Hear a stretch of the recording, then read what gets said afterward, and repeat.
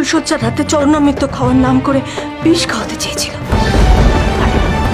পারেনি শুধু আমার জন্য। এটা অন্যায়। একজন নারী হিসেবে আমি মনে করি এতে অন্দরমহলের সমস্ত নারী শ্লীলতার অপমান হচ্ছে। ন্যায় অন্যায় শিক্ষা সামান্য এক বন্ধা নারীর থেকে আমি নেব না। আমি নিজে গিয়ে অনন্তর কক্ষে এই চরণামৃত পৌঁছে দেব।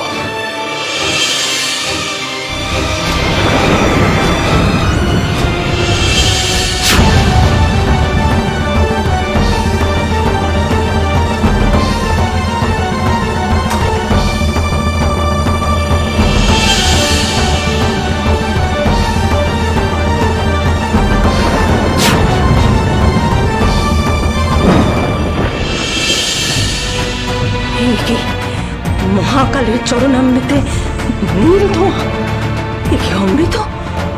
নারায়ণ!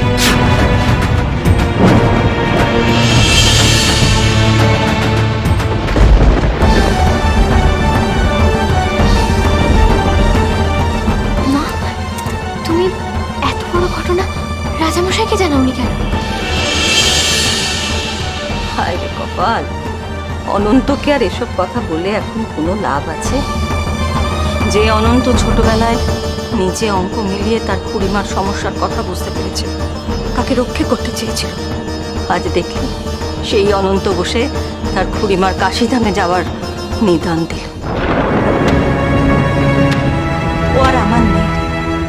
দীর্ঘ 6 বছর ওকে শিক্ষা দেওয়ার নাম করে ওই গুরুদেব ওকে কুক্ষিগত করে ফেলেছে। এখন ওই গুরুদেবের নামে কোনো কথা ওকে বললে ও তা বিশ্বাসই করতে চাইবে।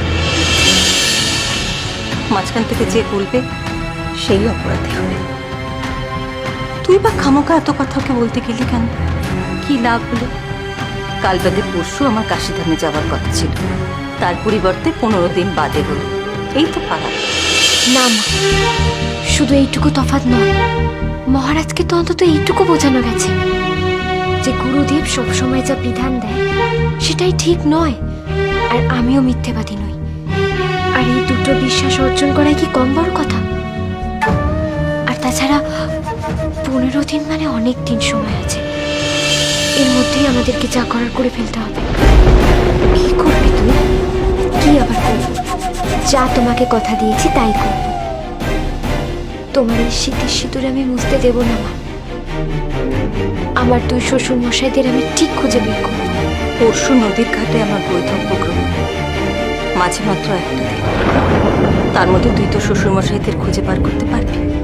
পারিস কোনো দিন? নিশ্চয়ই পারব, যদি মা বিপত্তারিণী আমাকে দয়া করেন। মা বিপত্তারিণী? কে মা বিপত্তারিণী? কার কথা বারবার বলছিস? দেখুন জয় মা বিপত্তারিণী, সোম থেকে শনি সন্ধ্যে 6:30টায়, আকাশ 8-এ।